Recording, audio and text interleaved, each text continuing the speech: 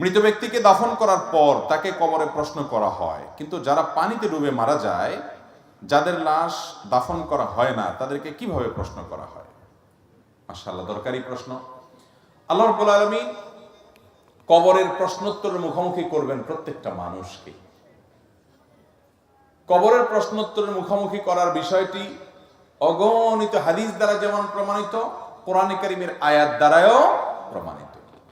কিছু লোক মুনকারে হাদিস, হাদিস অস্বীকারী, নামধারী মুসলমান বের হয়েছে, যারা কবরের আযাব এবং কবরে যে প্রশ্নোত্তর হবে সেগুলোর বিষয়কে অস্বীকার করে।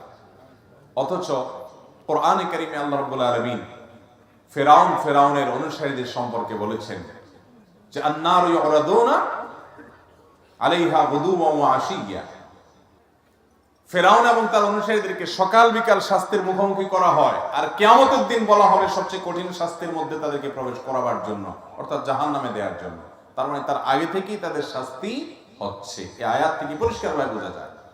আর কবরের আযাব বিষয়ে অসংখ্য হাদিস আছে। নবী করিম সাল্লাল্লাহু আলাইহি ওয়াসাল্লাম আল্লাহর কাছে পানাহ চাইতেন, আল্লাহুম্মা ইন্নী আউযুকা মিন আযাবিল কবর। আল্লাহ, কবরের আযাব থেকে আমি পানাহ চাই। তাহলে বোঝা গেল কবরের আযাব এটা সুসাব্যস্ত, সুপ্রমাণিত।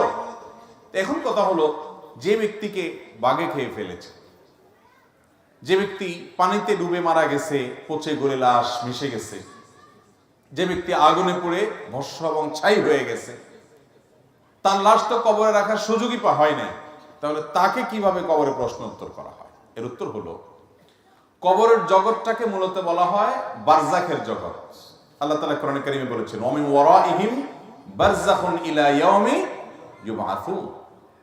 মৃত্যুর পর বারজাখ বলতে একটা জীবন আছে। বারজাখ মানে আড়াল, যে জীবনটা কিয়ামত যে কায়েম হবে সেটা, এবং জীবন, এই দুইটার মধ্যবর্তী জীবন, আড়ালের জীবন, পার্টিশনের জীবন, যে এরপরেই হবে কিয়ামত।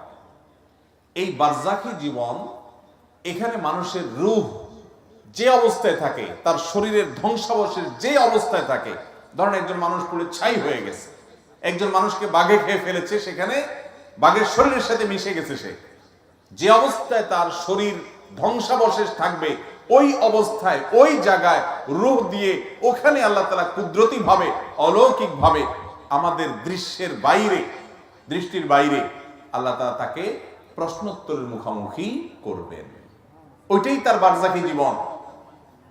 যে কবরস্থ আছে তার কবরটা যেরকম বারজাখী জীবন, আর যে ব্যক্তি পানিতে পুড়ে, আগুনে, পানিতে ডুবে আগুনে পুড়ে বিভিন্ন ভাবে ধ্বংস হয়ে গেছে, শেষ হয়ে গেছে, ওই ব্যক্তিকে ওই অবস্থায় তার ধ্বংসাবশেষটা যেটা আছে ওখানের মধ্যে রূহ দিয়ে, ওখানের মধ্যে প্রশ্নোত্তর, ওখানে আযাব বা শাস্তি সে অনুভব করবে, যেটা পৃথিবীর আমরা সাধারণ মানুষরা কেউ এই জগৎ থেকে সেটা ফিল বা অনুভব করতে পারবো না।